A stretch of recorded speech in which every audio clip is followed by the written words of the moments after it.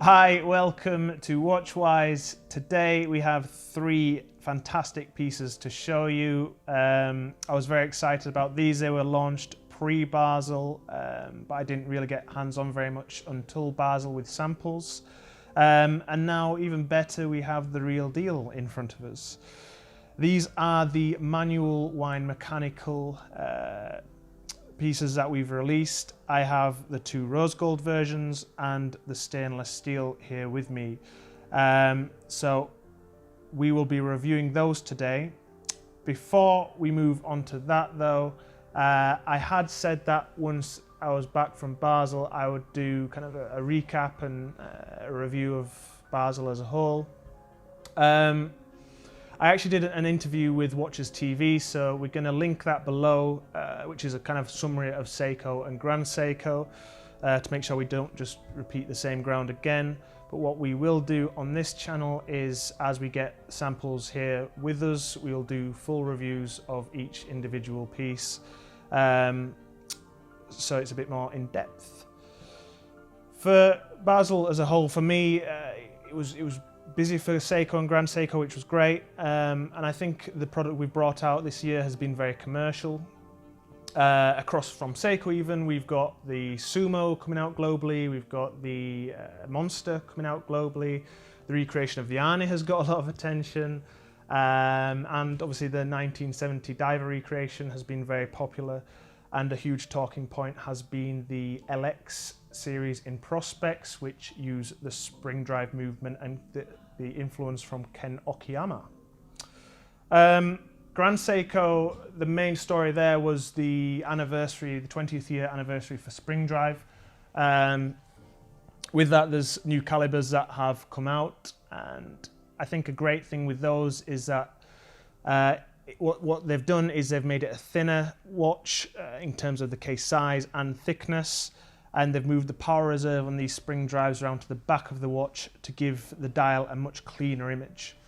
And having feedback from people, that's the only thing that, if someone hasn't loved the spring drive dial, it's just been that factor of that power reserve on the dial. Some people love it, some people don't. So it's great to now have both options, and I think the watches are stunning.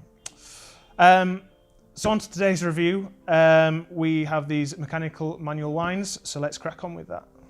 These pieces fall within the Elegance collection. They all come in at a 39mm case size, and they are much slimmer than the majority of the Grand Seiko watches, coming in at 11.6mm.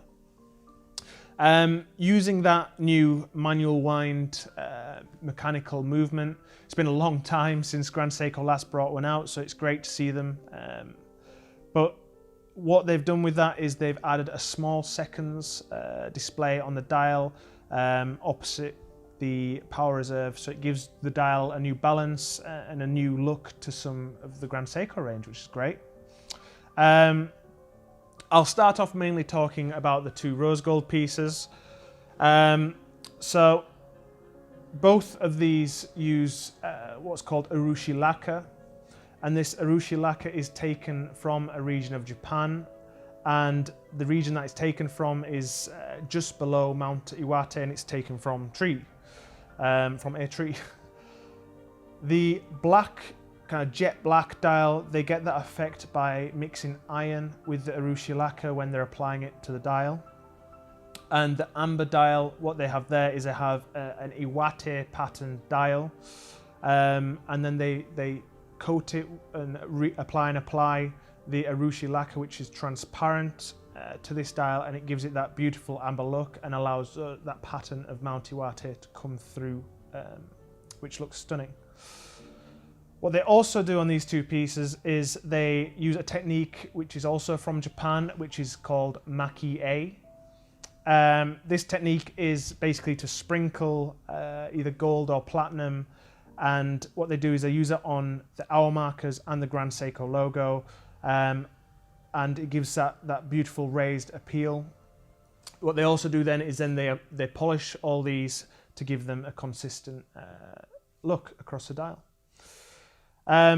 The dial is actually curved along with the curved sapphire crystal, so doing this kind of technique on this dial is very difficult when it's a curved surface. Moving on to the stainless steel, the blue version.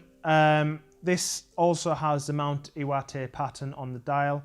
Mount Iwate can be seen or is near the watch studio where they make mechanical watches. So that's the inspiration, and that pattern is meant to be the many ridges you can see on Mount Iwate. So that's the backstory to that. This is a really stunning blue dial, and I'm quite envious of this when I'm looking at my watch. I want it now. This doesn't use the Urushi lacquer, but on the back of this, they're all display case backs. What it does use is it has a blue Grand Seiko lion and blue tempered screws.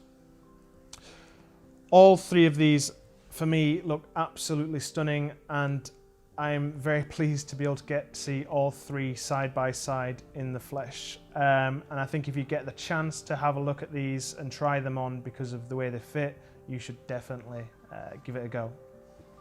Okay, so that concludes today's review on these mechanical Manual Wind Elegance pieces. I hope you enjoyed it, and I hope you agree that these are some stunning pieces. From the releases at Basel, please do let us know what you would like to see reviewed. Obviously, if it gets a lot of comments or a lot of likes, then we'll make sure to definitely cover those particular watches for you, because we like to make sure that we're doing the content that you want to watch. As always now, I'm going to read out some comments from the previous video, which was titled The Snowflake versus the Frosty. The first one is from Sam, who says, come a long way you have, young Padawan. Thank you, Master Yoda. Another one, well, actually I had two members from the Grand Seiko Owners Club, Howard and Jason, who said that the group have named the Frosty that I referred to as the Glacier. So seems as they invited me to the group, and I'm now a member of the Grand Seiko Owners Club.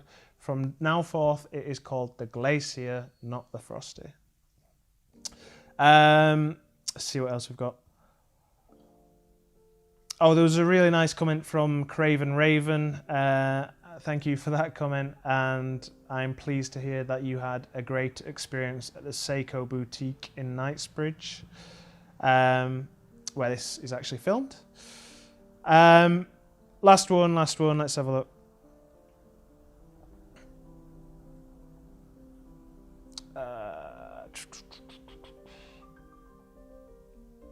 Okay, Terval P says, I want the Snowflake with the stainless steel case. Really nice watches.